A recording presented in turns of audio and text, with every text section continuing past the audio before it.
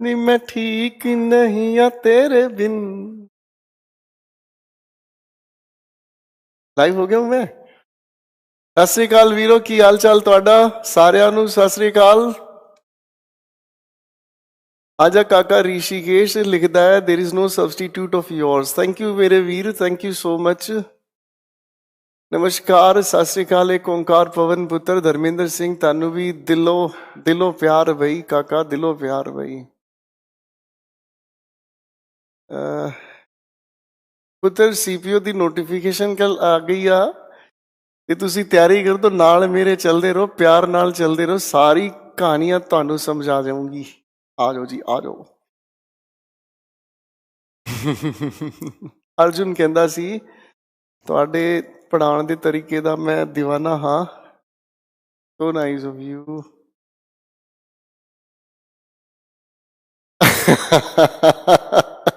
की लिखिया है इसनू? अज नजारा आ गया। आया भी रमनदीप काका।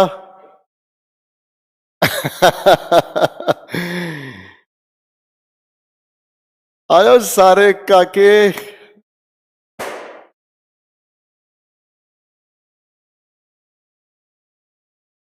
आ जाओ सारे।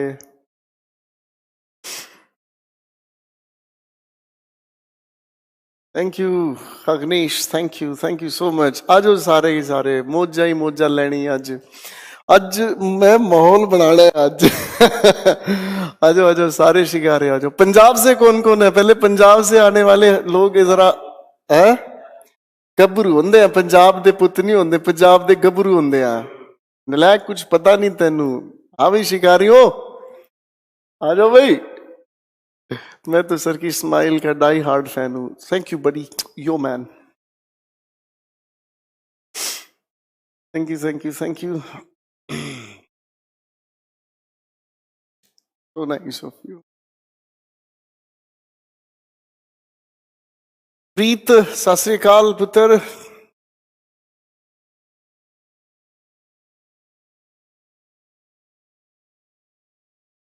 रमनदीप ही पंजाबिया।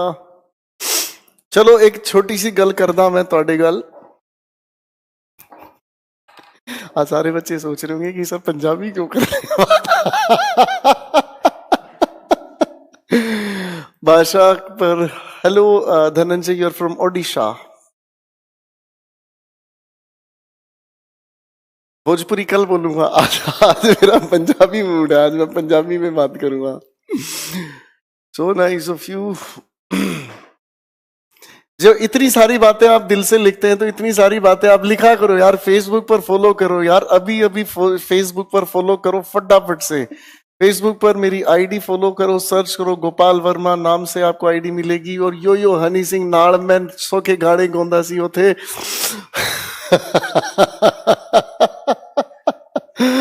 चलिए चलिए चलिए, बहुत अच्छे जी, बहुत अच्छे। सत श्री अकाल गुरदास साहब। तुहाडे नां दे विच ही मैं क्या जी चढ़दी कला है बई। गुरदास, तुसी गुरदास मान हो, मेरे दिल दी शान हो पुत्र।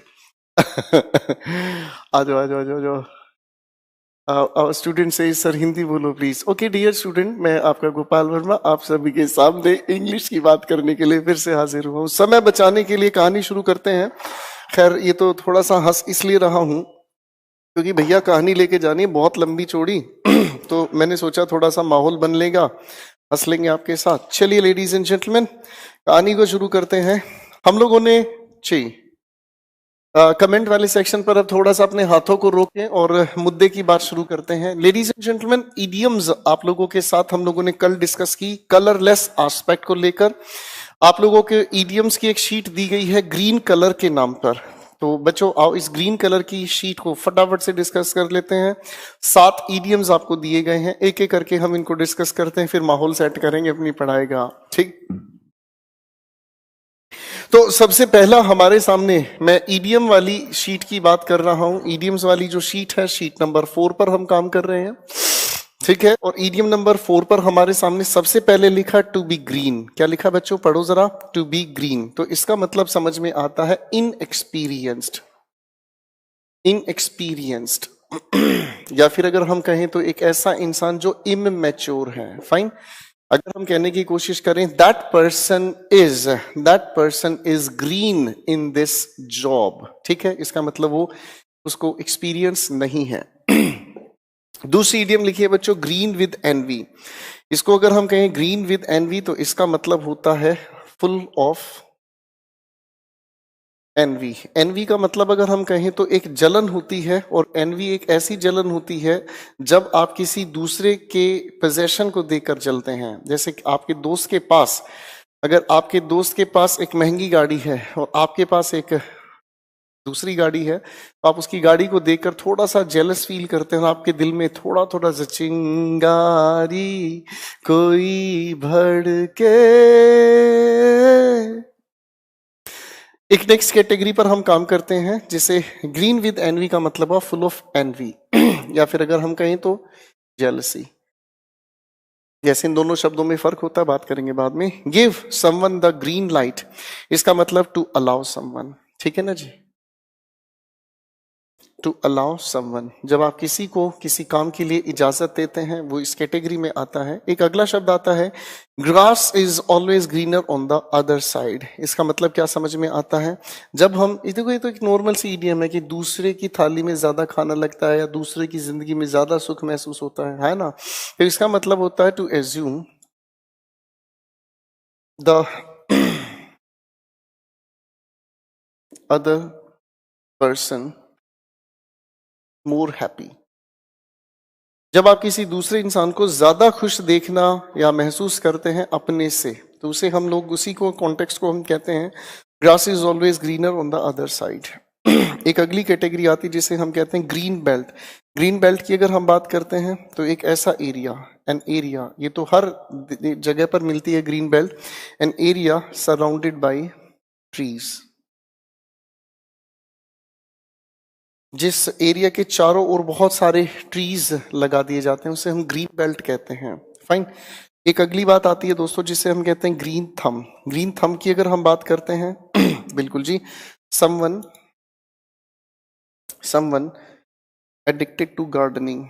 एडिक्टेड टू हम कहने का मतलब समझ में आता है जिस इंसान को शौक होता है या जिसका हाथ गार्डनिंग में बहुत एक्सपर्ट होता है, जो बहुत इंटरेस्ट के साथ गार्डनिंग करता है। नंबर 7 पर आता है ग्रे एरिया, या ग्रे एरिया के साथ अगर हम इसके मीनिंग को समझने की कोशिश करें तो समथिंग विदाउट क्लियर रूल या फिर आंसर।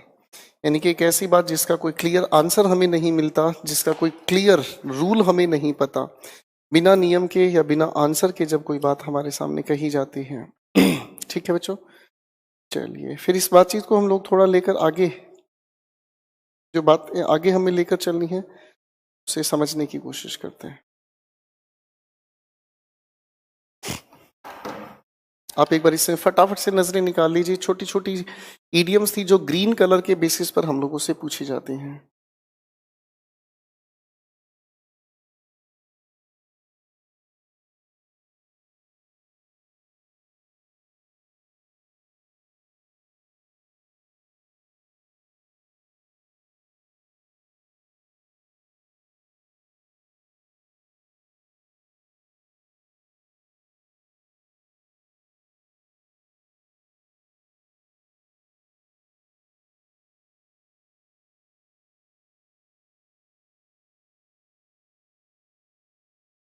चलिए दोस्तों, पिछली क्लास तक हम लोगों ने एडजेक्टिव्स के बारे में बात की थी और एडजेक्टिव्स के टाइप्स हम लोगों ने डिस्कस किए थे और एडजेक्टिव की इस बातचीत को हम लोग लेकर चलते चलते करेक्ट यूसेज पर जाकर रुके थे। करेक्ट यूसेज की कथा आज हम लोगों को शुरू करनी है और आज हम इस डिस्कशन को अपने कल के ही अंदाज में लेके चलेंगे। मैं आप लोगों के सामने एक एक करके चीजों को डिस्कस करता चला जाऊंगा। लिखने का काम आप लेक्चर के खत्म होने के बाद आराम से देखकर कर सकते हैं।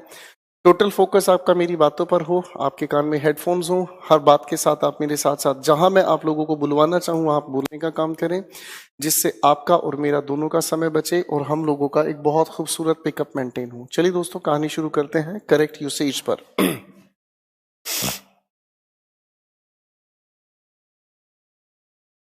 जब करेक्ट यूसेज की हम बात करते हैं तो सबसे पहले दो एडजेक्टिव्स का हम लोग जिक्र करते हैं, एक हमने लिखा सम और एक हम लोगों ने लिखा एनी।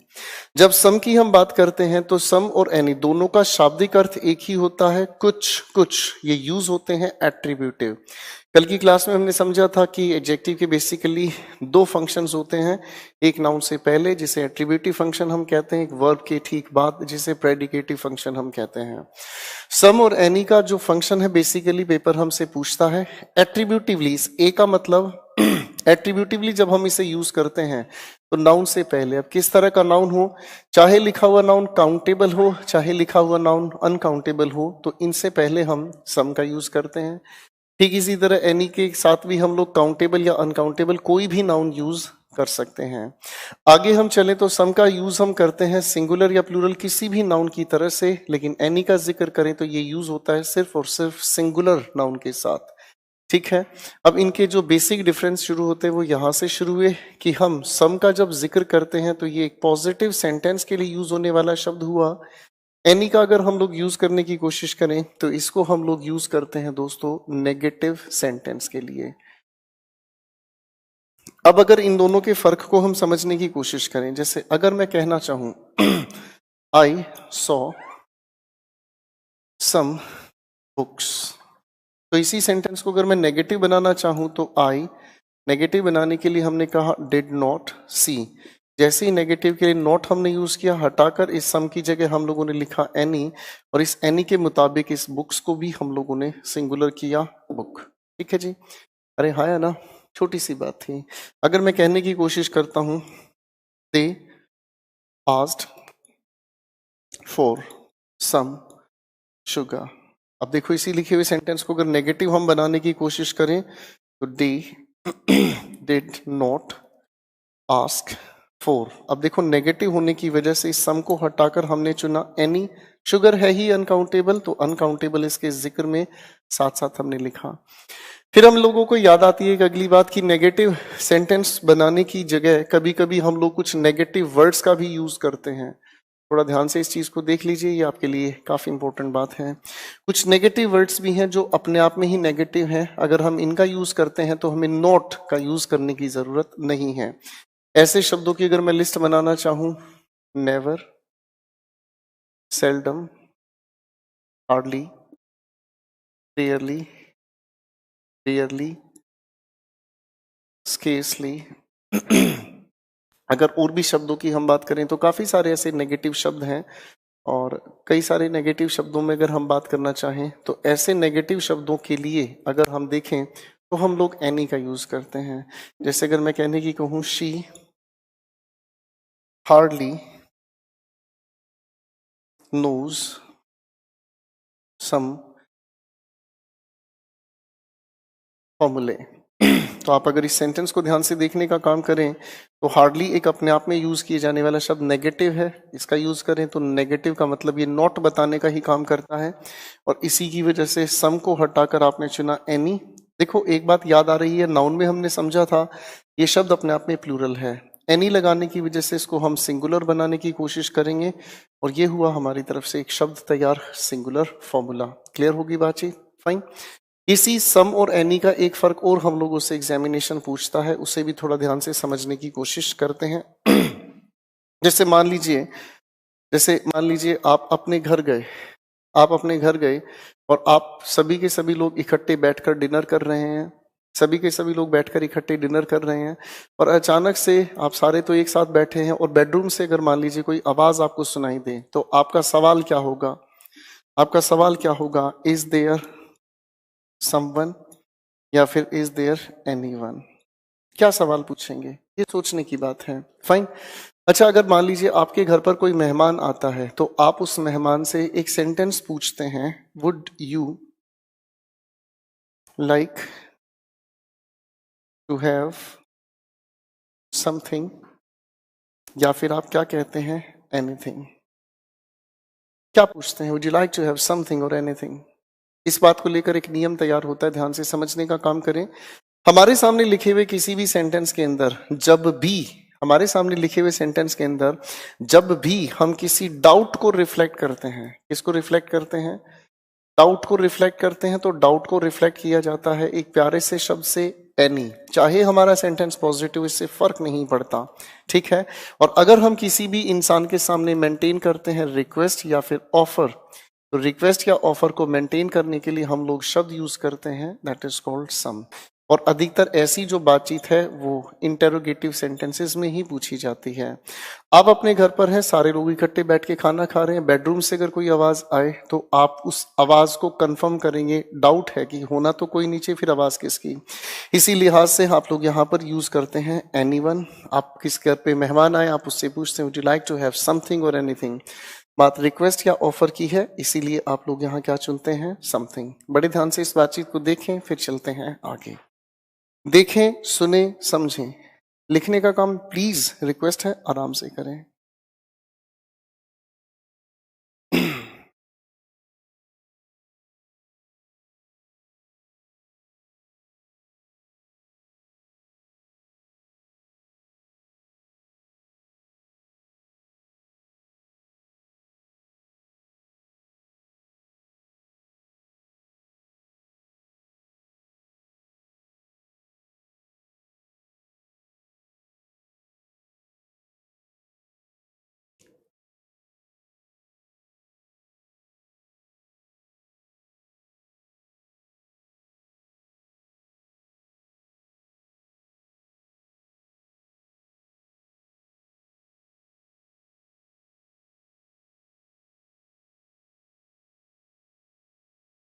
थोड़ा ध्यान से देख लीजिएगा बच्चों, लिखने का काम करें आराम से, क्योंकि लिखने के लिए समय आपको ज्यादा लेना पड़ता है और उससे डिस्टरबेंस ही बढ़ती है।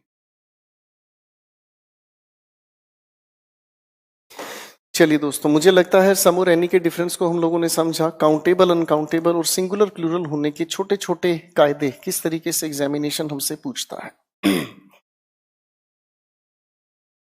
करेक्ट यूसेज के दायरे को अब हम लोग समझने का काम करेंगे और बेइंतहा इनसे सवाल हमसे पूछे जाते हैं। फाइन, उसके बाद हम चीजों को आगे समझेंगे।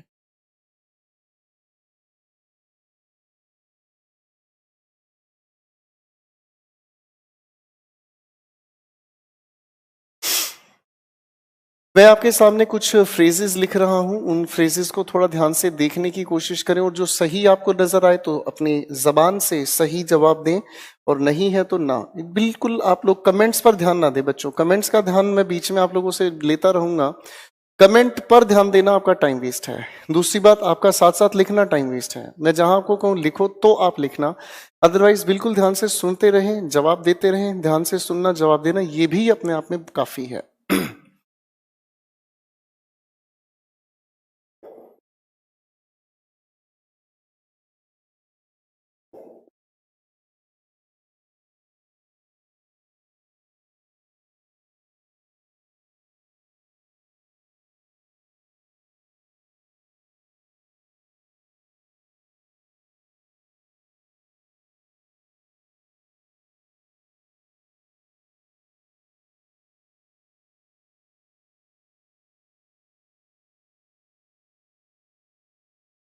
मेरे सामने कुछ एक्सप्रेशंस लिखे हैं, इन एक्सप्रेशंस पर जरा ध्यान से समझने देखने की कोशिश करें और जरा सोचें और मुझे बताएं कि आपके हिसाब से इन सभी के सभी लिखे हुए छोटी छोटी बातों में आपके हिसाब से किस में कौन सी बातचीत को सही कहा जाए और कौन सी बात को गलत कहा जाए। ठीक है, एक एक चीज को समझने की कोशिश करें। तो क्या नो कमेंट्स कहना ठीक है? No queries, no expectations, no student, no reason etcetera. अगर हम ध्यान से समझने की कोशिश करें तो इन सभी के पीछे एक वजह काम करती है, वो समझने का हम काम करते हैं। नो के साथ हम हमेशा एक ही तरह का नाउन प्रेफर करते हैं और वो हुआ सिंगुलर नाउन, और इसी वजह से हम इसके साथ जोड़ते हैं सिंगुलर हेल्पिंग वर्ब। शायद बहुत पहले मैं एक चीज आप लोगों को बता चुका हूं कि पार्ट्स ऑफ स्पीच के साथ साथ ही आप लोगों का सब्जेक्ट वर्ब एग्रीमेंट चलता है। पार्ट्स ऑफ स्पीच के साथ साथ आप लोगों का सब्जेक्ट वर्ब एग्रीमेंट चलता है, और अगर पार्ट्स ऑफ स्पीच ध्यान से समझे तो सब्जेक्ट वर्ब एग्रीमेंट पर अलग से परेशान होने की जरूरत नहीं है। तो नो के साथ हम लोग यूज करते हैं हमेशा सिंगुलर नाउन। सिंगुलर नाउन होने का क्या तर्ज है समझना शुरू करेंगे। पहले एक बार इस पर आ जाएं। हम लोगों ने यहां नो के साथ लिखा देखा कमेंट्स, बच्चों हमें चाहिए सिंगुलर नाउन, तो कमेंट्स कहना पूरी तरह गलत हुआ। अब देखो कितनी ही सेलिब्रिटीज हैं, कितने ही लोग हैं, उनसे कोई भी चीज अगर पूछें आप लोग तो सवाल पूछते ही वो जवाब देते हैं नो कमेंट्स। क्या ये कहना ठीक है? बिल्कुल गलत है। ठीक है, उन्हें सलाह दें कि गोपाल वर्मा सर का बैच ज्वाइन करें, 24 सितंबर को आ रहा है यो नाड़। ठीक है, हम गलत सुनते हैं, इसी वजह से हम गलत बोलते हैं। मेरे सामने आता है नो क्वेरीज, बिल्कुल गलत हुआ बच्चों। टीचर्स भी गलत बोलते हैं, करेक्ट कहा जाए नो क्वेरी। ठीक है जी, क्योंकि नो सिंगुलर के साथ यूज की जाने वाला शब्द है। नो एक्सपेक्टेशंस बिल्कुल ठीक नहीं है कहना, नो एक्सपेक्टेशन। नो स्टूडेंट कहना सही हुआ, नो रीजन कहना सही हुआ। आप किसी के पास गए, आपने किसी को कहा ए चल मूवी देखने चलते हैं, सामने वाली ने कहा नो वेज, तो आप उसे समझाओ देख बहन रोडवेज होता है, नो वेज कहना गलत है। ठीक है, तो नो वेज कहना गलत हुआ, ये पेपर पूछता है नो वे। ठीक है, अगले शब्द की बात को समझने की कोशिश करता हूं मैं। देखो मेरे दोस्तों, एक बड़ा प्यारा शब्द मैंने लिखा आपके सामने, मीन। अगर आप इस मीन को ध्यान से समझें तो मीन बेसिकली एक वर्ब है। वर्ब का मतलब हुआ टू इन्फर, कही गई बात का अर्थ निकालना। जैसे आप किसी से पूछते हैं व्हाट डू यू मीन, बोलते हैं भाई, आप कभी कभी किसी इंसान से पूछ लेते हैं व्हाट डू यू मीन, क्या मतलब है तुम्हारा किसी बात के कहने का। ठीक है ना, इसी मीन को आप एडजेक्टिव की तरह यूज करते हैं जिसका अर्थ होता है सेल्फिश। सेल्फिश का अर्थ हम लोग जानते हैं स्वार्थी। हिंदी बताना मजबूरी बन जाता है, वरना हिंदी से ताल्लुक कॉम्पिटिटिव लेवल का स्टूडेंट कभी नहीं। जैसे अगर मैं कहने की कोशिश करूं Shakuni was a selfish man. अब Shakuni was what man, noun हुआ, what kind of man, selfish, यानी कि ये अपने हिसाब से किस चीज का काम कर रहा है, एडजेक्टिव का काम कर रहा है। फाइन, इसी मीन को अगर हम लोग नाउन की तरह यूज करना चाहें तो इट बिकम्स मीन्स, और यही शब्द अपने आप में सिंगुलर, यही शब्द अपने आप में प्लूरल, और इसकी अगर हम बात करें तो ये हुआ सोर्स, साधन। जैसे आप लोग घर पर बात करने के लिए यूज करते हैं मीन्स ऑफ कम्युनिकेशन। आप अगर कहने की कोशिश करें तो मीन्स ऑफ ट्रांसपोर्ट। ठीक है जी, तो ये मीन्स की बात हमारे सामने आई। फाइन, तो जब मीन्स अपने आप में एक नाउन की तरह काम करने वाला शब्द है तो बच्चों नो के साथ ये मीन्स अपने आप में बिल्कुल सही है। आगे लिखा हम लोगों ने नो शूज। थोड़ी देर पहले मैंने आपको बताया कि नो के साथ सिंगुलर नाउन हमें चाहिए। अब अगर मैं ध्यान से देखने की कोशिश करता हूं तो शूज शायद नाउन के दौरान हमने पढ़ा तो ये प्लूरल शब्द होता है, तो इसको हमें सिंगुलर बनाने के लिए शूज का शू बनाने की जरूरत नहीं है, आप इसे सिंगुलर बनाएं, no pair of shoes, no pair of shoes. People अपने आप में प्लूरल है शब्द, तो इसे भी ठीक किया जाए तो नो पर्सन कह देना अपने आप में सही हुआ। नो आइडिया अपने आप में बिल्कुल सही हुआ। बात समझ रहे हैं? अब देखो इसकी वजह को समझते हैं ऐसा क्यों हुआ। देखो बच्चों, आपके सामने ग्रामेटिकली अगर समझाया जाए, आपके सामने कोई भी इंसान, कोई भी चीज है, कोई भी वस्तु या कुछ भी आपके सामने आए, आपका ओपिनियन दो में से एक होता है। या तो वो चीज आपके सामने सिंगुलर हुई यानी कि एक, या फिर वो चीज क्या हुई, प्लूरल हुई। अब अगर मान लो आपके सामने कोई भी चीज आती है वो सिंगुलर हुई या फिर प्लूरल हुई। अगर मान लो आपके सामने जो भी चीज आ ही रही नहीं है, मैं फिर कह रहा हूं अगर आ ही नहीं रही है, आपके सामने कोई है ही नहीं, तो उसे क्या कहोगे, सिंगुलर या प्लूरल? तो जो चीज नहीं है ग्रामेटिकली हम उसे सिंगुलर मानकर चलते हैं। ठीक है, और इसीलिए हम लोगों ने सिंगुलर कहने के नाते यहां पर सिंगुलर नाउन को चुना और सिंगुलर हेल्पिंग वर्ब को चुना। आपका एग्जामिनेशन सवाल देता है आप लोगों को, no children are allowed here.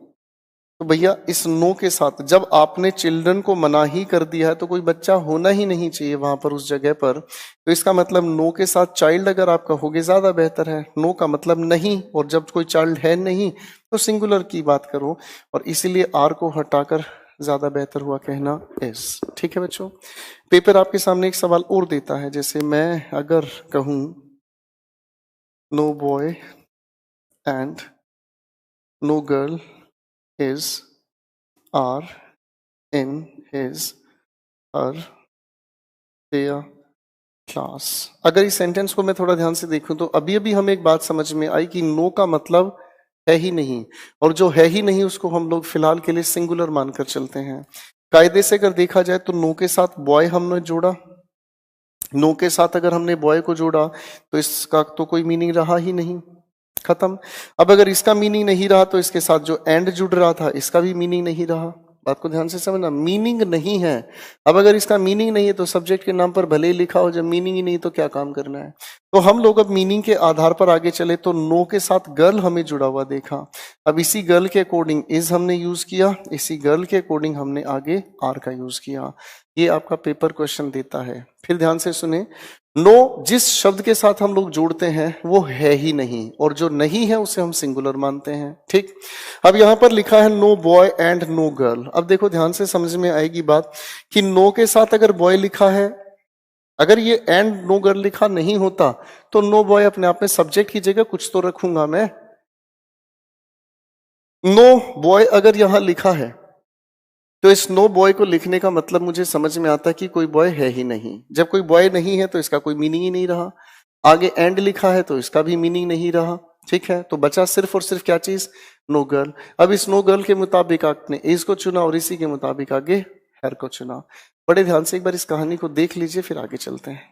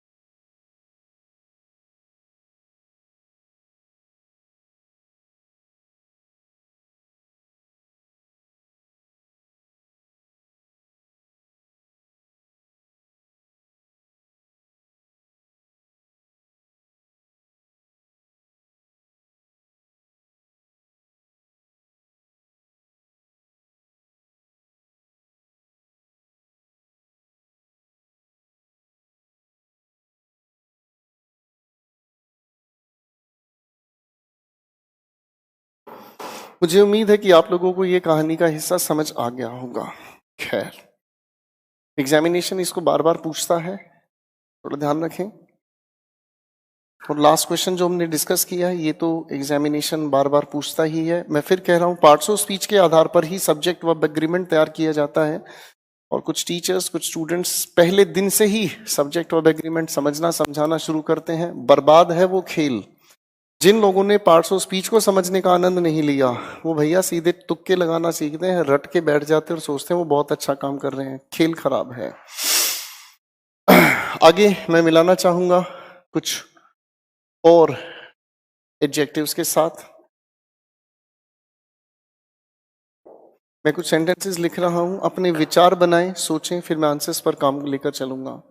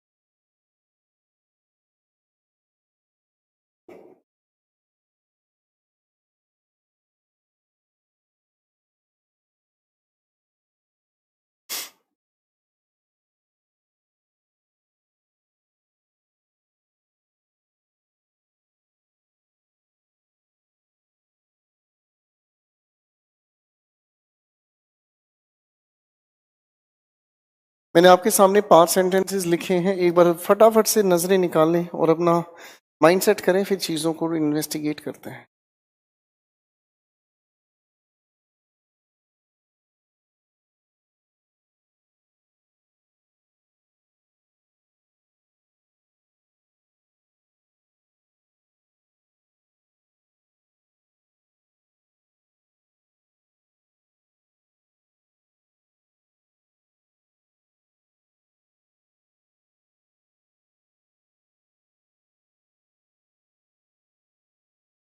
इन सभी के आंसर्स को अगर तैयार करना है तो लॉजिकली समझें। मैनी का जब हम जिक्र करते हैं तो ये यूज होता है बेसिकली एक प्लूरल काउंटेबल नाउन के साथ। मैनी के साथ जब ए को हम लोग जोड़ते हैं तो एक कंपाउंड बनता है, और ये यूज होता है एक सिंगुलर काउंटेबल नाउन के साथ। जब बात हम करते हैं मच की तो ये यूज होता है अनकाउंटेबल नाउन के साथ। अब इस बात की तर्ज को समझना मेरे दोस्तों, आप लोगों को नाउन अगर ठीक से पता है तो आप इन शब्दों को एट्रीब्यूटिवली यूज करना सीख सकते हैं। खैर, लीव द थिंग्स पास्ट। हमारे सामने लिखा हुआ ये शब्द लिखा स्टूडेंट्स, प्लूरल काउंटेबल नाउन हुआ, इसी वजह से हम लोगों ने चुना इसके लिए एक प्यारा सा शब्द मैनी। स्टूडेंट का अगर हम जिक्र करते हैं तो ये हुआ सिंगुलर काउंटेबल नाउन, और इसी वजह से हम लोग जो यूज कर रहे हैं वो हुआ आपका एक शब्द मैनी अ। अगले शब्द की अगर मैं बात करना चाहूँ जेंट्री, मुझे याद आ रहा है नाउन के दौरान हमने इस शब्द को सीखा था, ये प्लूरल की तरह यूज होने वाला शब्द है, इसलिए हमने इसके लिए यूज किया मैनी। मैं फिर कह रहा हूं जिसका नाउन ठीक नहीं है वो गड़बड़ करेगा। बच्चों, नाउन अपना बार बार देखते रहे, रिवाइज करते रहे, ताकि आपकी चीजें क्लियर होती जाएं। हाउ, मनी अपने आप में अनकाउंटेबल नाउन हुआ, इसलिए आप यूज करते नजर आए मच। अब देखो, ऐसा सवाल हमारे पर को कंफ्यूज करता है, मैनी अ की वजह से सिंगुलर मैन हैज बनाए, या फिर इसकी वजह से इस ए को हटाएं। तो ऐसी कंफ्यूजन पेपर में लिखी मिले तो आगे आप लोगों को हमेशा एक प्रोनाउन मदद करने के लिए तैयार खड़ा रहे। अगर इसे मैं देखता हूं तो ये बात प्लूरल की कर रहा है, प्लूरल के हिसाब से ये चीजें अपने आप में ठीक है, तो प्लूरल के हिसाब से यहाँ पर इस ए की हमें जरूरत नहीं है। कृपया ध्यान दें, उसके बाद चलते हैं आगे।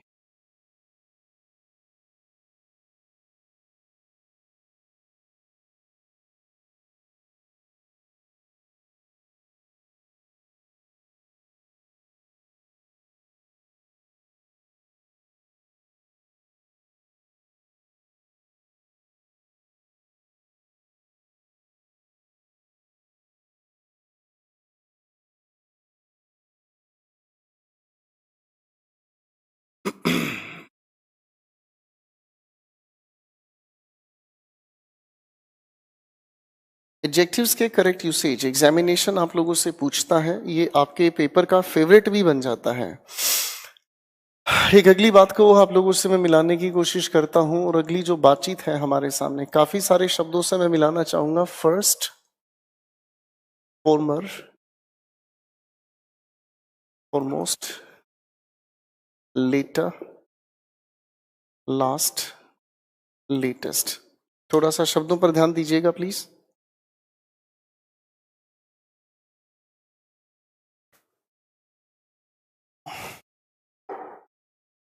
तो अगर हम इसको ध्यान से समझने की कोशिश करें तो ये बेसिकली 6 शब्द हैं, इकट्ठे मिलते हैं, कंफ्यूज करते हैं।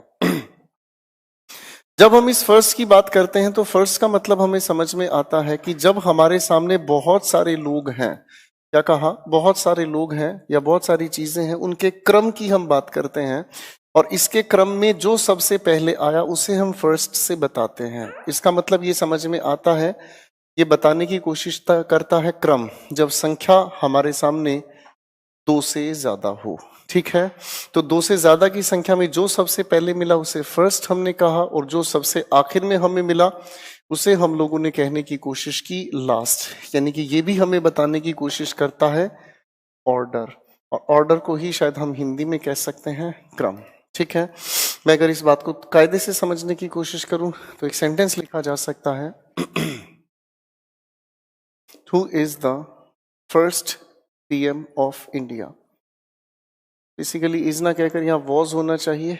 ठीक है, तो आप सीक्वेंस जब बनाना चाहें, लिस्ट बनाना चाहें, तो लिस्ट में सबसे पहले जिस इंसान का नाम आ रहा है वो हुआ आपका जवाहरलाल नेहरू। ठीक है जी, फर्स्ट की अगर मैं बात करना चाहूं तो है ना, क्रम की बात हुई। फर्स्ट का ही ऑपोजिट आपका होता है लास्ट। जब फॉर्मर की हम बात करते हैं तो फॉर्मर सिर्फ 2 तक संबंधित हुआ, और 2 में जो पहले पर आया वो फॉर्मर हुआ, और जो दूसरे पर आया उसे हम लेटर कहते हैं। यानी कि ये भी हमारे सामने क्रम बताता है, लेकिन जब संख्या सिर्फ 2 की हो, जब संख्या सिर्फ 2 की हो। मैं अगर कहने की कोशिश करता हूं आपसे, who is the former PM of India. अब अगर मैं फॉर्मर की बात करता हूं तो आपके प्रधानमंत्री की लिस्ट तो बहुत सारी है, अरे हाँ है ना, लेकिन प्रधानमंत्री की लिस्ट में जो आ रहा है जिसका नाम अभी के लिए पीएम हमारे नरेंद्र मोदी साहब हैं, तो इन्हीं से ठीक पहले जो आप लोगों के प्रधानमंत्री रहे मनमोहन सिंह।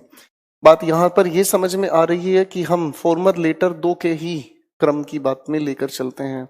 तो फॉर्मर कहने का मतलब हमें समझ आ रहा है कि अभी तो हम इसी को जानते हैं प्रधानमंत्री नाम से, इस इंसान को, से पहले जो आया उसका जिक्र। जैसे अगर मान लो मैं एक सवाल लिखता हूं, A and B are friends, एक मैथमेटिकल लीनियर इक्वेशन तैयार कर रहा हूं, A and B are friends, the latter is 3 more than half of the former। तो इसका मतलब इस इक्वेशन को कैसे बनाया जाए?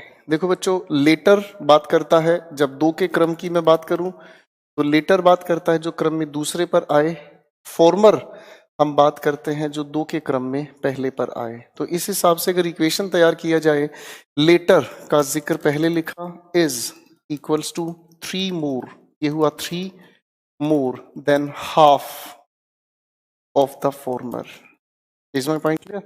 तो मैं यहाँ पर आपको मैथमेटिकल बातचीत नहीं बताना चाहता था, सिर्फ आपको सीक्वेंस बताने की मैं कोशिश करना चाहता था। फाइन।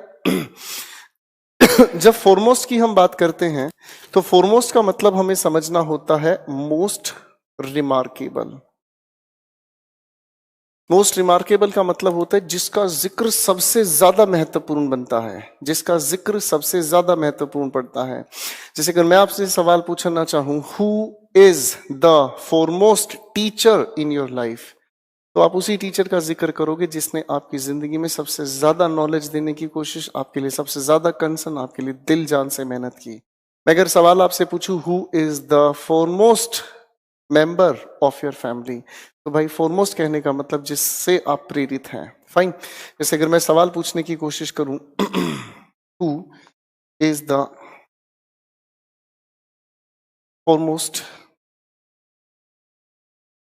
पीएम ऑफ इंडिया, तो इसका मतलब क्रम की बात नहीं है, जिसका जिक्र सबसे ज्यादा इंपॉर्टेंट है आप उसी का फॉरमोस्ट से जवाब देंगे।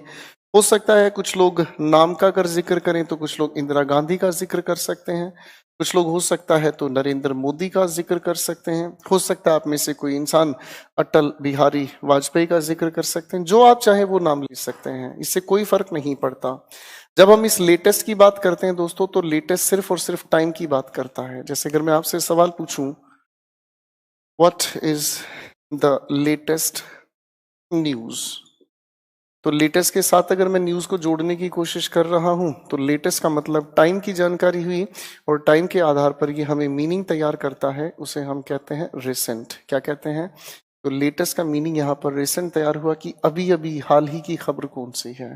मैंने आपके सामने जो शब्दों को तैयार किया एक बार फिर से सुने समझे। फर्स्ट, जब संख्या 2 से ज्यादा की हो तो जो सबसे पहले क्रम पर आए वो फर्स्ट हुआ, क्रम में जो सबसे आखिर में आया वो लास्ट हुआ। फॉर्मर सिर्फ दो के लिए यूज होने वाला, दो में जो पहले आए वो फॉर्मर हुआ, दूसरे पर जो आया वो लेटर हुआ। फॉरमोस्ट का मतलब हुआ जिसका जिक्र सबसे ज्यादा इंपॉर्टेंट है, मोस्ट रिमार्केबल को हो, मोस्ट इंपॉर्टेंट को हो, जैसा आप चाहें। और इसी में आखिर शब्द आता है लेटेस्ट, जो समय की बात करता है, जिसका अर्थ रिसेंट से जुड़ता है।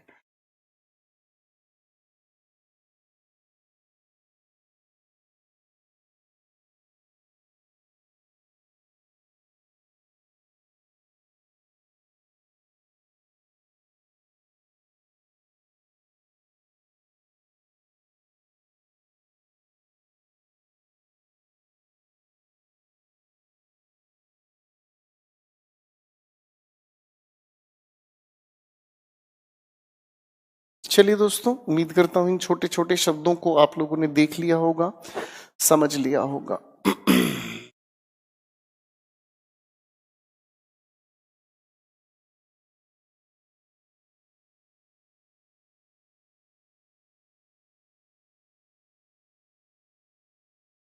चलिए मेरे दोस्तों, थोड़ी बात आगे लेकर चल लेते हैं। एक अगली शब्द की महिमा से हम लोग मिल लेते हैं। एक शब्द हम लोगों ने लिखा,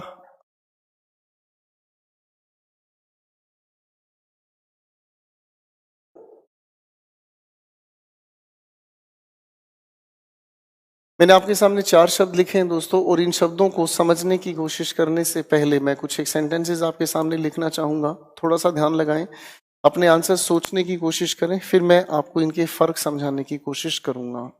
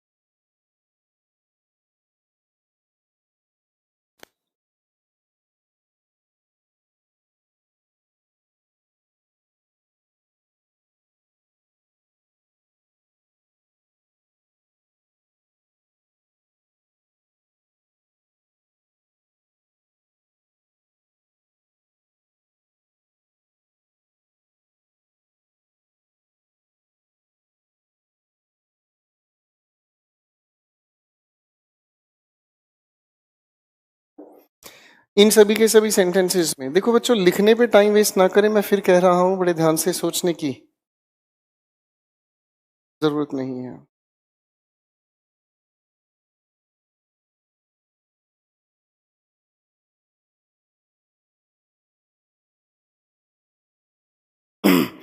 इन सभी के सभी शब्दों पर अगर हम फोकस करना चाहें तो इनके अर्थ समझ लेते हैं और उसके आधार पर सवाल समझ आने की कोशिश। अनदर हम लोग यूज करते हैं एट्रीब्यूटिव सिंगुलर काउंटेबल नाउन के साथ, अदर का हम जिक्र करते हैं प्लूरल काउंटेबल नाउन के साथ। ठीक है, अब अगर इस आधार पर हम कहानी को समझें तो सिंगुलर और ये हुआ प्लूरल के लिए। तो ये जो लिखा है basically story book singular countable noun होने की वजह से ही हम लोगों ने इसके साथ जो शब्द यूज किया अनदर, यहाँ लिखा है guests, basically plural countable noun हुआ, इसीलिए हम लोगों ने यहाँ पर इसके लिए यूज किया अदर। अब देखो असलियत क्या है वो थोड़ा सा समझने का काम करें। अगर आप इस अनदर को थोड़ा ध्यान से समझने की कोशिश करें तो अनदर शब्द बना है एन के साथ जुड़कर अदर, और इस एन की ही वजह से शायद हम लोग यूज कर रहे हैं इसके साथ एक सिंगुलर काउंटेबल नाउन। अब पेपर आप लोगों के साथ छोटा सा मजाक तैयार करता है कुछ इस तरह से कि क्या मैं एन अनदर कह सकता हूं? तो बिल्कुल भी नहीं। क्यों? यार एक ही सेंटेंस में हम 2 आर्टिकल्स एक साथ तो कभी भी यूज नहीं करते। फाइन, आर्टिकल्स क्या ही आगे हमें समझ आएगा। अच्छा फिर सोच के बताओ, क्या मैं ऐसा कुछ आपके सामने लिख सकता हूं? बात वहीं की वहीं रह गई कि भैया इन दोनों को देखें ध्यान से तो ये आर्टिकल्स ही तो हैं, दोनों आर्टिकल्स एक साथ नहीं आते हैं, हाँ है ना। अब एक तीसरा सवाल उठता है कि ये द का इनफैक्ट क्या मीनिंग है। हम लोग जानते हैं कि जब हम द का जिक्र करते हैं तो द जिसके भी साथ हम यूज करते हैं वो एक स्पेसिफिक सेंस कन्वे करने वाला शब्द हुआ। जब ये स्पेसिफिक सेंस कन्वे करता है तो भैया स्पेसिफिक कन्वे करने के लिए जरूरी नहीं है कि इसके साथ कोई सिंगुलर ही हो, आप चाहें तो इसके साथ सिंगुलर काउंटेबल नाउन या प्लूरल काउंटेबल नाउन कुछ भी यूज कर सकते हैं।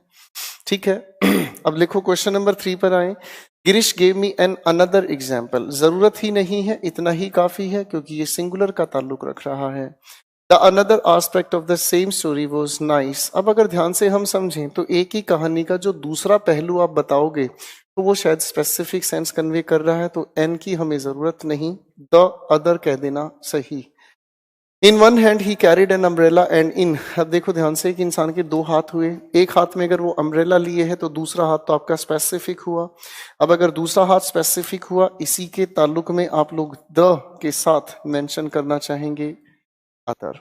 ठीक है, सम अदर को अगर मैं ध्यान से समझना चाहूं तो सम अभी अभी हम समझ कर आए हैं, सिंगुलर या प्लूरल किसी के साथ भी यूज हो सकता है। तो इसके लिए अगर हम कहें तो सिंगुलर काउंटेबल नाउन या प्लूरल काउंटेबल नाउन, कोई भी शब्द यूज हो सकता है।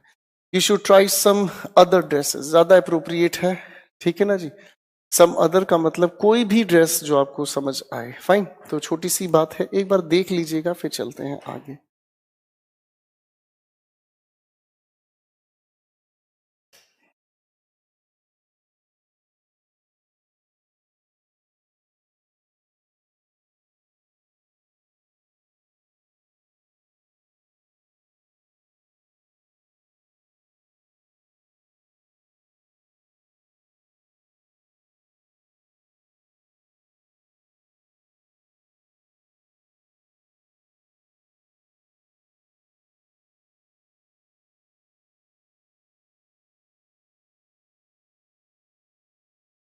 चलिए, मुझे उम्मीद है कि आप लोगों ने इस बात को यहां तक देख लिया होगा, समझने की कोशिश की होगी।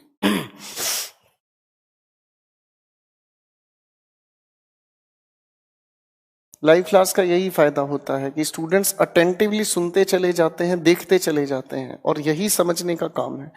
आराम से लिखें, बहुत समय मिलता है लिखने का, ठीक है जी।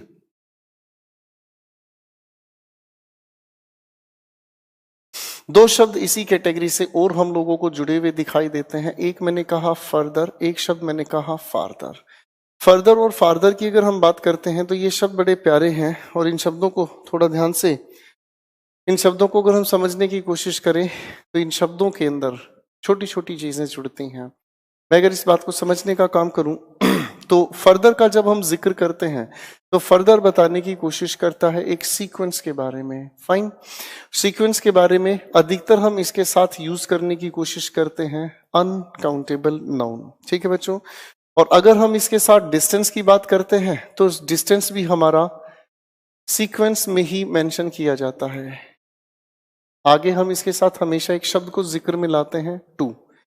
अगर फार्दर की हम बात करते हैं तो ये सिर्फ और सिर्फ डिस्टेंस की बात करता है, और ये डिस्टेंस आता है हमारे सामने रैंडम डिस्टेंस। दोनों के फर्क को समझने के लिए एग्जांपल्स पर फोकस करिएगा प्लीज।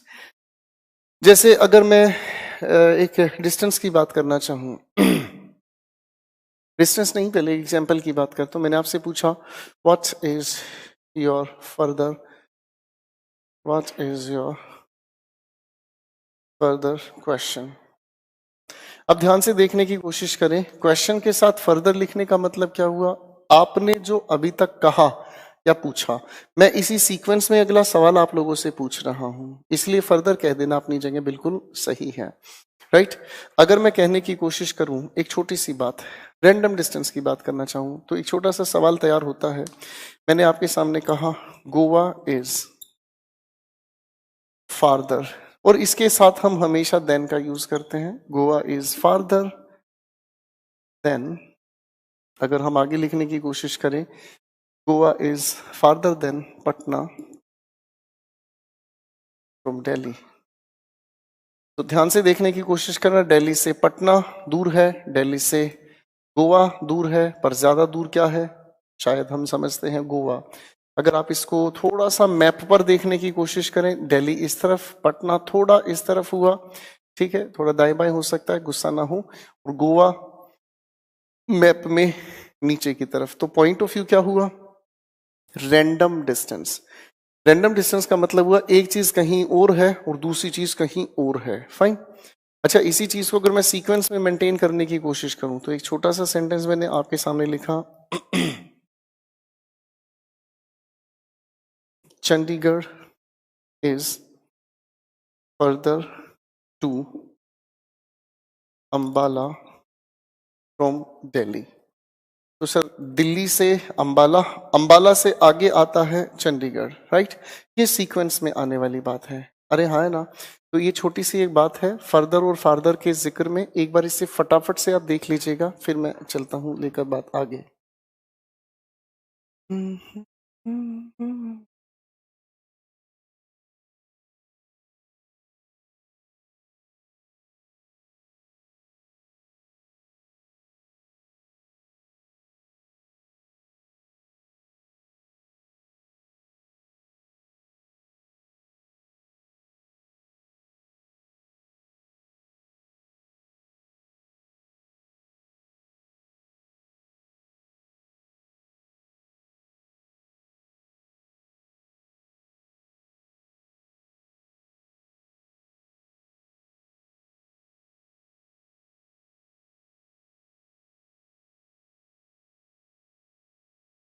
चलिए दोस्तों, एक अगली बात से मैं आप लोगों को मिलाना चाहूंगा।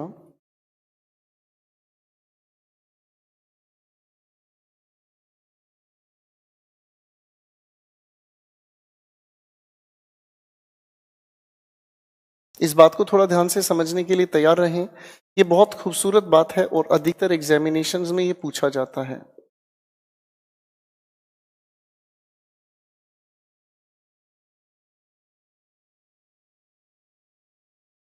कल मैं आप लोगों के कमेंट्स की जब बात कर रहा था, तो कल क्लास में मैं जब आप लोगों के कमेंट्स देख रहा था, तो कई सारे स्टूडेंट्स के कमेंट्स में ये भी एक बच्चे ने कहा था, सर इनका फर्क बता दो।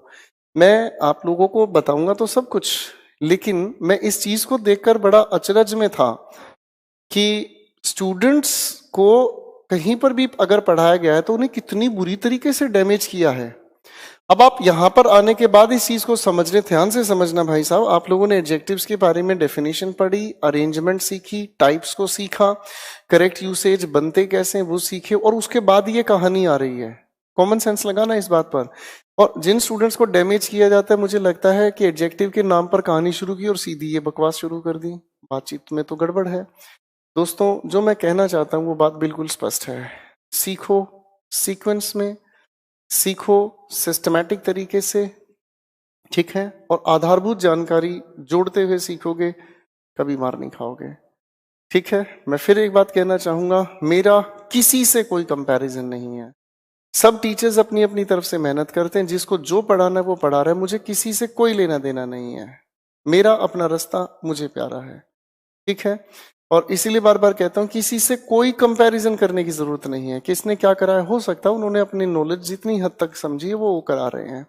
ना किसी टीचर का अच्छा, ना किसी टीचर का बुरा, मुझे कोई लेना देना नहीं है। मुझे इतना लेना देना है कि मैं आपको सिस्टमैटिक समझाऊंगा। और याद रखना, शास्त्रों की बात बार बार कहता हूं, एको साध है सब सद है, सब साध है सब जाए। एक के पीछे लग जाओ, वही बेड़ा पार कराएगा, और सबके पीछे पड़ जाओगे, आखिर में कहीं नहीं पहुंचोगे। ये मैं नहीं कहता, ये बहुत प्राचीन शास्त्रों की बातें हैं। खैर, ज्यादा दूर नहीं।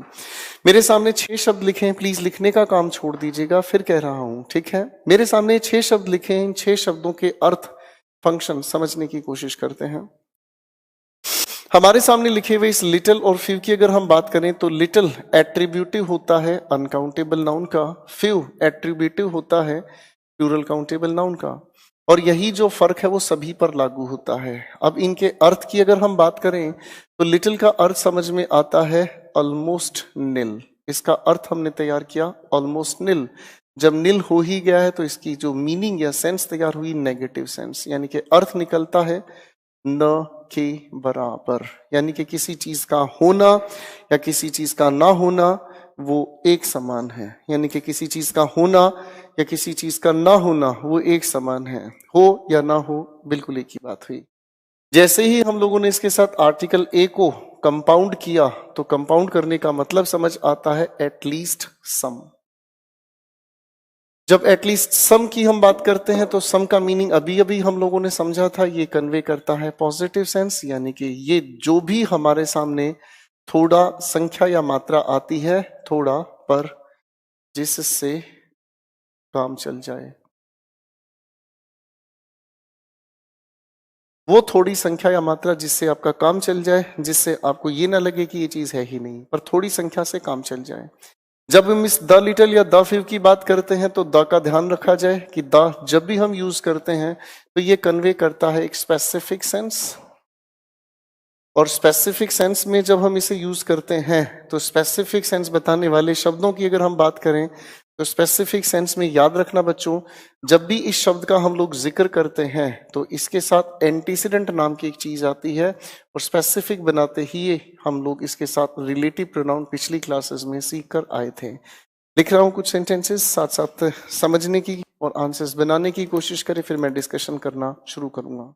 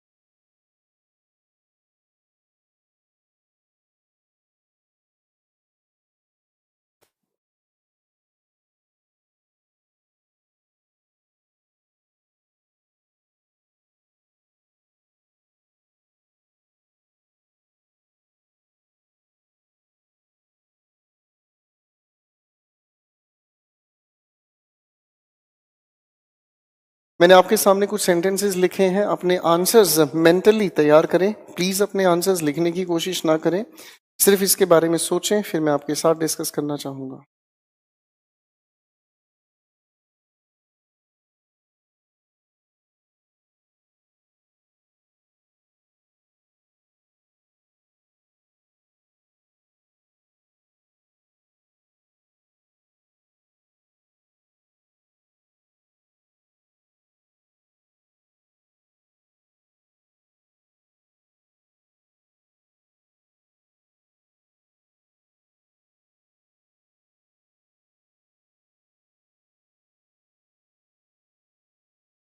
अब इन सभी के सभी सेंटेंसेस के अंदर अपने आंसर्स हम फिल करना चाहें तो समझ आ सकता है। Ladies and gentleman, look at the sentence one.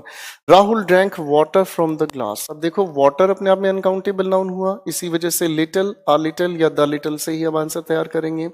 अब अगर राहुल ने पानी पिया तो इतना तो पिया जितने से उसका काम चल जाए, इसलिए हम लोगों ने चुना यहां पर ज्यादा बेहतर a little. Where are friends that you had in your college days, तो इस फ्रेंड्स को स्पेसिफिक सेंस बनाने के लिए ये रहा दैट और रिलेटिव क्लॉज। तो शायद हम लोग जानते हैं रिलेटिव प्रोनाउन के दौरान हम लोगों ने इसको जोड़ना सीखना सीखा था। The doctor advise him rest for days. Rest इतना तो करेगा ही जितने से उसका काम चल जाए, इसलिए ज्यादा बेहतर हुआ आफिव का चुनाव हो। I am thankful to him for blank help that he offered, जो मदद उसने की। तो इस दैट की वजह से स्पेसिफिक बात हुई, इसलिए ज्यादा बेहतर हुआ अनकाउंटेबल नाउन होने के नाते द लिटिल का जिक्र हो। शी नो, शी नो नहीं, she knows. She knows blank German. अब उसे जर्मन आती है या नहीं मुझे नहीं पता। Therefore she can not speak और राइट इट। अब एक बात बताओ सर, मुझे स्पेनिश भाषा नहीं आती, इसलिए ना तो मैं भाषा स्पेनिश बोल सकता और ना ही लिख सकता, इसका मतलब न के बराबर, इसलिए हम लोगों ने इसके लिए चुना लिटिल। शायद हम जानते हैं कि प्रॉपर नाउन अनकाउंटेबल होते हैं, शायद ये नाउन में हमने समझा है। भैया आराम से नाउन को देखना। डू नॉट टीज हिम, उससे मत छेड़ना। ही हैज ब्लैंक पेशेंस, यानी कि उसके पास पेशेंस ना के बराबर है, क्या पता वो झगड़ बैठे, इसलिए आपने इसके लिए चुना लिटिल। तो उम्मीद करता हूं इन छोटे छोटे शब्दों के अर्थ फटाफट से आप लोग देख लेंगे, उसके बाद हम कहानी को शुरू करेंगे। Please take your time.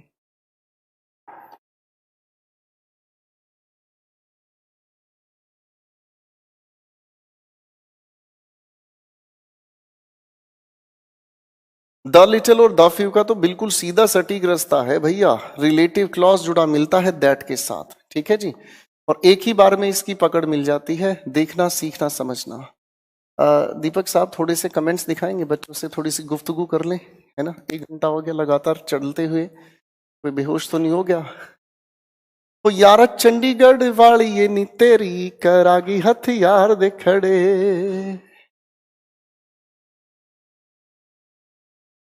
अरे कहाँ हो तुम।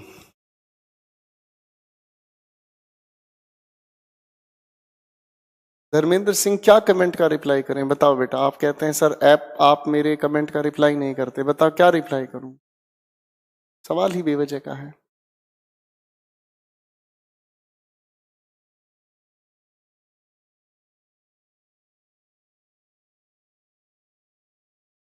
सर जरा देखिएगा कमेंट सही चल रहे हैं।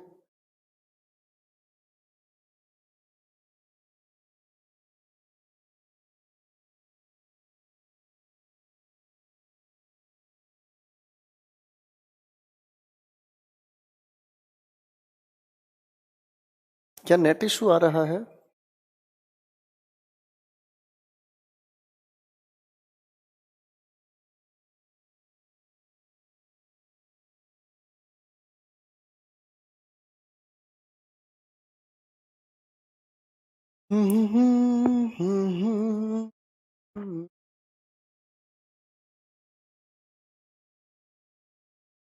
सुनीता बेटा, नो गर्ल के मतलब का समझ में ये समझना कि नो गर्ल सब्जेक्ट ये भी नहीं है, लेकिन सब्जेक्ट की जगह कुछ तो मान के चलोगे।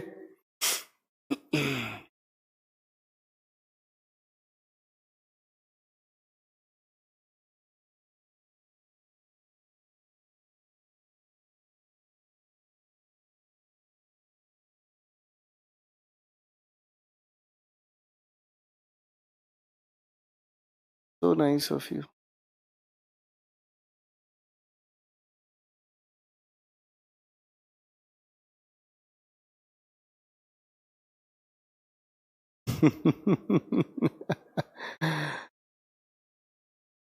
बहुत अच्छे इंसान है जी, बहुत अच्छे इंसान है।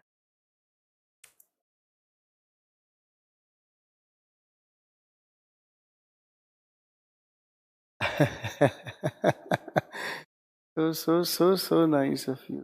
ਸਾਡਾ ਬਾਪੂ ਕਿਹੜਾ ਕਰਦਾ ਵਲੈਕ ਨੀ, ਜਿਹੜਾ तेरे शहर ले लवा फ्लैट नी। नीरज पुत्र सब ठीक है, सब बढ़िया। हाँ जी मैं देख रहा, सारे सेट हैं। चलिए दोस्तों कहानी आगे लेके चलते हैं, कमेंट वाले सेक्शन को रोकें और एक अगली बात से मैं आप लोगों को मिलाना चाहूंगा। लेडीज एंड जेंटलमैन, अगली बात आती है हमारे एडजेक्टिव्स की, बहुत प्यारी चीज है जिसे हम कहते हैं degrees of comparison. So my dear students, degrees of comparison को थोड़ा ध्यान से सुनना शुरू करें। ठीक है, ये डिग्रीज ऑफ कंपैरिजन बहुत इंपॉर्टेंट सेक्शन है। ठीक है, डिग्रीज ऑफ कंपैरिजन काफी इंपॉर्टेंट सेक्शन है लेडीज एंड जेंटलमैन। अब इनको समझने की कोशिश करते हैं।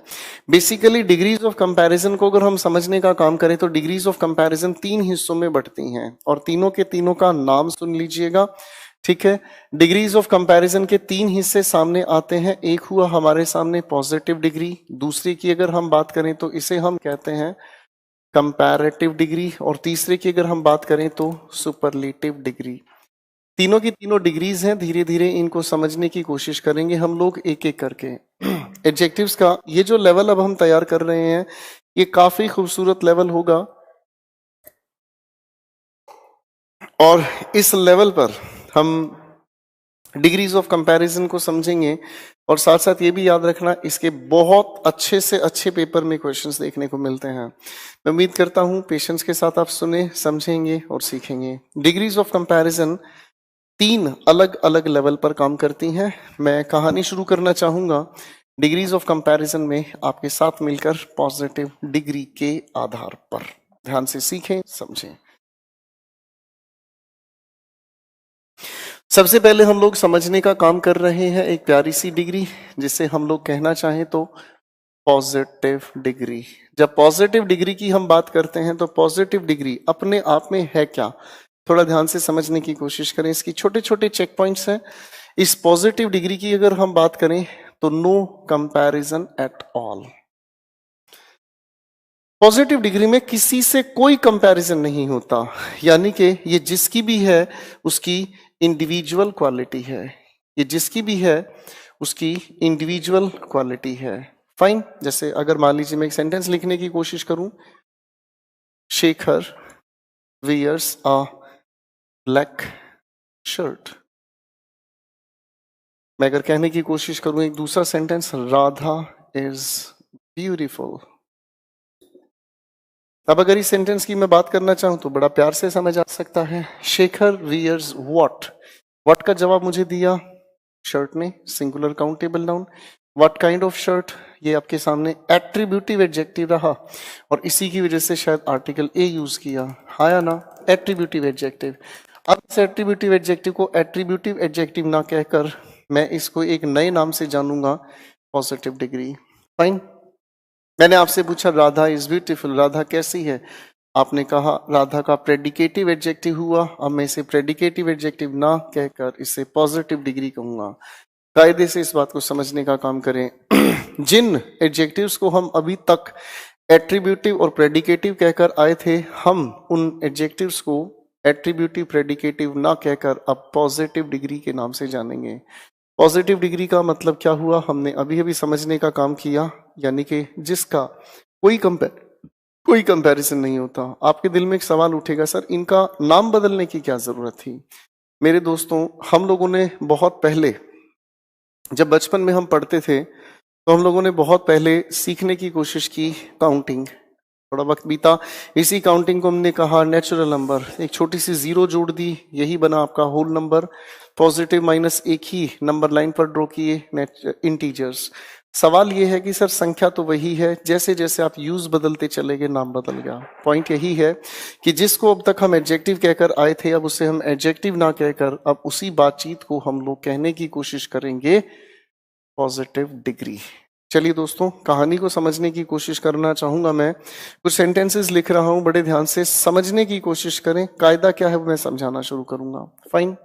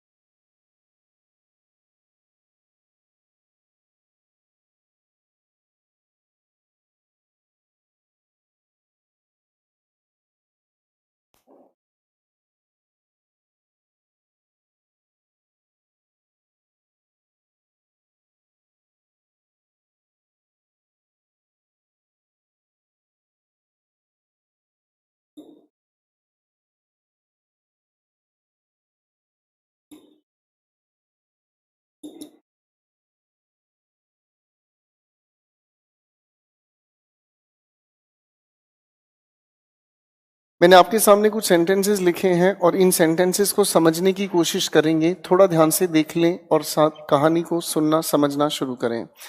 मैंने आपके सामने कुछ एक सेंटेंसेस लिखे हैं। ये सभी के सभी बेसिकली पॉजिटिव डिग्री के आधार पर पूछे जाने वाले सवाल हैं। पॉजिटिव डिग्री के आधार पर क्या है सवाल का लॉजिक, थोड़ा ध्यान से समझते हैं। मान लीजिए अगर मैं आपके सामने कहने की कोशिश करूं, वह मेरा बड़ा भाई है। मैंने एक सेंटेंस लिखा आपके सामने, वह मेरा बड़ा भाई है। फाइन। अब अगर मैं इसी से एक और सेंटेंस तैयार करूं, बड़ा का आदर करो। मैंने कुछ गलत लिख दिया है? क्या गलत लिख दिया? अच्छा, ये गलत लिख दिया। इसकी जगह क्या होना चाहिए भाई? ओके, बड़ों का आदर करो। इस बात को थोड़ा ध्यान से समझने की कोशिश करना बच्चों। यहीं से छोटा सा नियम निकल कर आता है। मैं अगर आप लोगों से सवाल पूछूं, वह मेरा कौन है, तो आपने जवाब दिया भाई। कौन का आंसर देने वाला शब्द बेसिकली एक नाउन है। अगर मैं आपसे पूछूं व्हाट काइंड ऑफ ब्रदर, तो आपने कहा बड़ा, यानी कि नाउन से पहले आकर ये शब्द काम कर रहा है एट्रीब्यूटिव एडजेक्टिव। अब एट्रीब्यूटिव एडजेक्टिव को मैं जानता हूं इस नाम से, पॉजिटिव डिग्री। अब बच्चों अगर पॉजिटिव डिग्री की तरह से ये यूज हुआ है और इसी लिखे हुए शब्द को मैं सब्जेक्ट की तरह यूज कर रहा हूं, तो इसका बिहेवियर प्लूरल बन रहा है। यहां से एक नियम तैयार हुआ कि जब भी हम किसी पॉजिटिव डिग्री को सेंटेंस के सब्जेक्ट की तरह यूज करते हैं, उसका बिहेवियर सिंगुलर ना होकर प्लूरल हो जाता है। मैं इस बात को लिखना चाहूंगा कायदे की तरह से, थोड़ा ध्यान से देखें समझें। हम जब भी किसी पॉजिटिव डिग्री को सेंटेंस में यूज करते हैं सब्जेक्ट बनाकर, फिलहाल मैं तुक्का लगा रहा हूं सब्जेक्ट की तरह, तो बच्चों इसका जो बिहेवियर है वो रहता है प्लूरल। मैंने कहा बिहेवियर रहता है प्लूरल, लेकिन हम इसका प्लूरल नहीं बनाते। इसका मतलब इनके साथ हम प्लूरल बनाने का एस या ईएस नहीं जोड़ते। ये शायद मैं पिछली क्लास में बता चुका हूं। अब अगर ये हमारे सामने प्लूरल यूज हो रहा है, तो मेरे दोस्तों आने वाली जो हेल्पिंग वर्ब है वो भी कैसी चाहिए? प्लूरल। तो आने वाली हेल्पिंग वर्ब प्लूरल है, तो आने वाला जो हमारा प्रोनाउन है बेसिकली उस प्रोनाउन को भी हम लोग यूज करते हैं प्लूरल। कैसे यूज करते हैं? प्रोनाउन को भी हम लोग यूज करते हैं प्लूरल। अब इस बात को मेंटेन करने के लिए हम लोगों ने इसके साथ एक आर्टिकल जोड़ दिया जो इसके प्लूरल बिहेवियर को मेंटेन करता है। क्या है ये वजह, अभी मैं समझाऊंगा, पहले फोकस करें। मेरे सामने लिखा हुआ सेंटेंस है, Baahubali was a brave warrior. Baahubali was what? आपने जवाब दिया वॉरियर। नाउन से ठीक पहले आने वाला ये एट्रीब्यूटिव एडजेक्टिव, पर अब मैं इसे कहूंगा पॉजिटिव डिग्री। ठीक है बच्चों। अब अगर मान लो इसी लिखे हुए सवाल से मैं एक और सवाल तैयार करना चाहूं और मैंने आपके सामने लिख दिया ब्रेव इज ऑलवेज रिस्पेक्टेड, क्या ये सेंटेंस अपने आप में ठीक होगा? आप कहोगे नहीं सर। अगर इसी पॉजिटिव डिग्री को आप बिना किसी नाउन के यूज कर रहे हो तो बहुजी इसका बिहेवियर प्लूरल हुआ, तो इज हटाकर हम लिखेंगे आर, और इसे मेंटेन करने के लिए हमने चुना द। करेक्ट आंसर बनता है the brave are always respected. Point समझ आ रहा है? अब इस बात की वजह पर मैं लेकर जाऊंगा, पहले सेंटेंसेस को करेक्ट करके देखते हैं। क्वेश्चन नंबर 2 पर दिमाग लगाएं। Beautiful is usually loved. अगर ब्यूटीफुल बिना नाउन के यूज हो रहा है तो लगाओ इसके साथ एक द, और बिहेवियर हुआ आपकी तरफ से प्लूरल।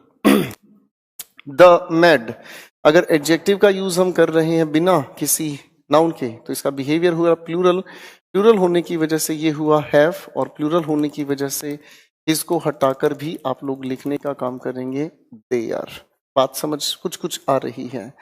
अब इस वजह को थोड़ा ध्यान से समझेंगे तो खेल जल्दी समझ आया। मेरे सामने मैंने हिंदी का एक एग्जाम्पल लिया। आप हमेशा सोचते होंगे सर हिंदी के तो खिलाफ रहते हैं जब तैयारी करने की। मैं हिंदी के खिलाफ नहीं बोलता, मैं कॉम्पिटिटिव लेवल पर हिंदी को सपोर्ट नहीं करता, ठीक। लेकिन आज मेरा एग्जाम्पल हिंदी से बना, ये बात तो गड़बड़ है। मैं इस बात को फिर समझने की कोशिश करूं। मैंने एक सेंटेंस लिखा, वह मेरा बड़ा भाई है, और फिर मैंने कहा इस तरह का सेंटेंस। अरे भाई हाँ है ना। अब अगर मैं इसको समझने का काम करूं तो जैसे ही मैंने इस लिखे हुए एडजेक्टिव को सब्जेक्ट की तरह यूज किया तो बड़ों का मतलब समझ में आया, वो लोग जो हमसे बड़े हैं। शायद इस लोग की अगर मैं बात करना चाहूं तो हम लोग इसी शब्द के लिए यूज करते हैं एक शब्द, and that is called people. कुछ याद आ रहा है बच्चों? नाउन के दौरान 5 पी से हम लोग मिले थे। वो 5 P, police, public, people etcetera. तो मुझे ये याद आ रहा है कि इस लिखे हुए शब्द को अगर मैं बड़ों कहने की बात कर रहा हूं तो वो लोग जो हमसे बड़े हैं, यानी कि वो लोग जो ब्रेव हैं। अब अगर आप ध्यान से समझेंगे तो इस लिखे हुए शब्द के साथ पीपल लिखा नहीं है पर अंडरस्टूड है। शायद यही वो वजह है कि इसके साथ एक आर्टिकल द का यूज हुआ और ये प्लूरल हुआ। मैं अगर कहने की कोशिश करूं द ब्यूटीफुल, वो लोग जो खूबसूरत हैं, इसका मतलब इसके साथ पीपल लिखा नहीं है पर ये अंडरस्टूड है। मैंने कहा द मैड, यानी कि वो लोग, तो इसीलिए इसके साथ द का यूज किया और इसी की वजह से आपने हैव का यूज किया। तो बात ये पल्ले पड़ गई कि पॉजिटिव डिग्री जैसे लिखे हुए इन शब्दों में हम लोगों को पीपल लिखा नहीं पर अंडरस्टूड होता है, और शायद यही वो खास वजह है जिसकी वजह से हम लोग इसके बिहेवियर को प्लूरल लेकर चलते हैं। चलिए दोस्तों, अगली बातों से मैं मिलाना चाहूंगा आप लोगों को। यहां लिखा है द ऑनेस्ट, बिहेवियर प्लूरल हुआ क्योंकि द ऑनेस्ट का मतलब वो लोग जो ईमानदार हैं। तो पीपल मीनिंग तैयार कर रहा है, इसलिए यहां पर हुआ हैव, और हैव होने के साथ साथ इसको हटाकर हम लोगों ने तैयार किया देयर। हम जानते हैं लाइफ अपने आप में एक अनकाउंटेबल नाउन है। आगे एक बात आती है हमारे सामने, शी हेल्प्स द पुअर। अब द के साथ अगर पुअर को हमने जोड़ा, बिहेवियर प्लूरल हुआ। हम लोगों ने रिलेटिव प्रोनाउन में एक बात समझने की कोशिश की थी, कुछ याद आ रहा है? वही बात यहां काम आ रही है। तो इस लिखे हुए हु ने रिलेट करने का काम किया द पुअर। हम जानते हैं द लगाने से पॉजिटिव डिग्री का बिहेवियर प्लूरल हुआ, हेल्पिंग वर्ब प्लूरल हुई। तो प्लूरल होने के नाते इस हैव को हटाकर यहां पर हमने लिखा हैव। जब बात हो ही प्लूरल की गई है तो इस हिज को हटाकर हमने चुना देयर को। बड़े ध्यान से देखें, समझें, बात करते हैं उसके बाद आगे।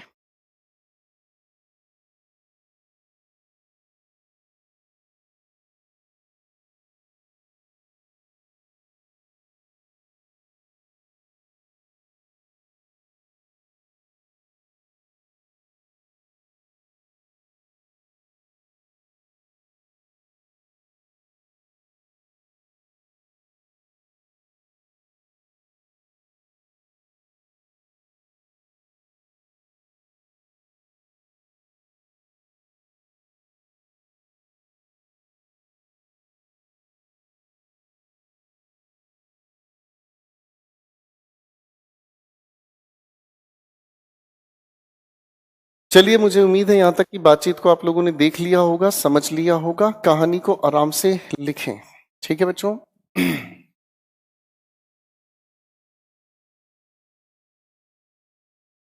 पॉजिटिव डिग्री से ये सवाल हमारा एग्जामिनेशन हमसे पूछता है, इसे अच्छे से आप प्लीज तैयार करें, समझने की कोशिश करें। फाइन। तो मुझे लगता है मेरा समय थोड़ा सा कम रह गया है, और थोड़े से कमेंट्स वाले सेक्शन पर मैं बातचीत कर लेता हूँ। थोड़े से कमेंट्स वाले सेक्शन पर मैं बातचीत कर लेता हूँ। आज आप लोगों से बात थोड़ी सी कम हो पाई है।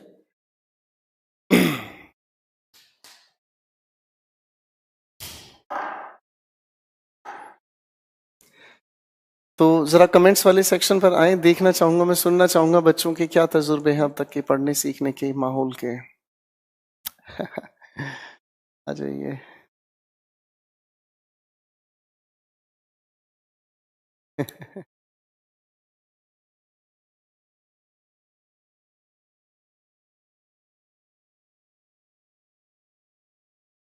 हेलो एवरीवन, फटाफट से आ जाएं आज की क्लास को लेकर। सर इस समय की ऑनलाइन क्लास पूरी नहीं पढ़ पाता हूँ, आपकी क्लास ऑनलाइन पढ़ने में मजा है, एक नए बैच में जो टाइम है ये ठीक है। ट्रांसफर नहीं हो पाएगा कोई एनरोलमेंट, ठीक है। मैं फिर कह रहा हूं दुर्गा मेरे बच्चे, जो बच्चे आप लोग क्लास के अंदर लाइव पढ़ते हैं उसका ही मजा है, फाइन।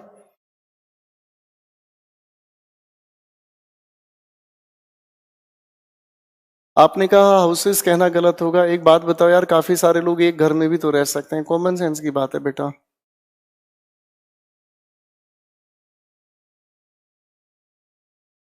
बहुत अच्छे इंसान है।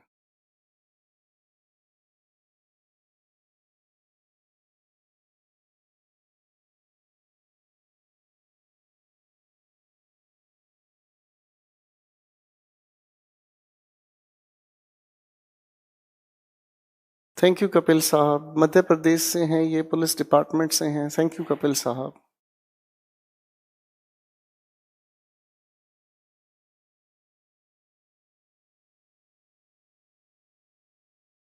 विकास साहब कहते हैं बहुत बात करते हैं सर। कोई बात नहीं बेटा। कुछ लोग अपने जीवन से इतने परेशान होते हैं इतने परेशान होते हैं कि वो अपनी परेशानी दूसरों के सिर मंडना शुरू कर देते हैं। भगवान ऐसे आत्माओं को शांति दे।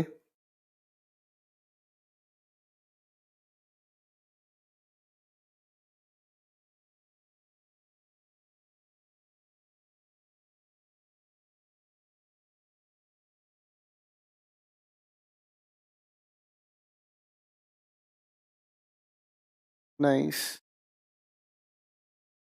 तो मुझे लगता है, देखना जरा समय कितना बचा है मेरे पास। है जी, कितना? अच्छा अच्छा, गुस्सा मत हो भाई, गुस्से से बड़ा डर लगता है। चलिए दोस्तों, मुझे लगता है आप लोगों ने आज की कहानी को, मुझे आप लगता है आप लोगों को आज की कहानी के, एक बच्चे ने सर जैसे हम नोट नहीं लिखते बाद में नोट कर लेंगे, अगर नोट नहीं करते तो कुछ समझ में नहीं आता।